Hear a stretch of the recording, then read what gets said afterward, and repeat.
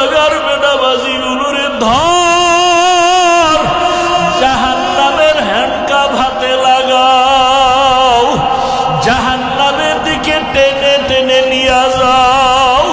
ও আমার যুবক, জীবনের সব মিটাইয়া গুনাহ তো কম করো নাই বাবা।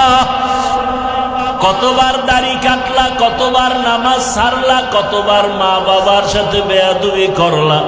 জাহান্নামের এক সেকেন্ডের সহ্য করতে পারবানি গরম, সূর্যের গরম সহ্য করতে পারি না, মশার কামড় সইতে পারি না, বেতের বাড়ি সইতে পারি না।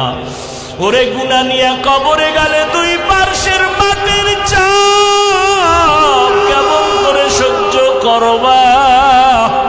জাহান্নামের আগুনের গরম কেমন করে সহ্য করবারে?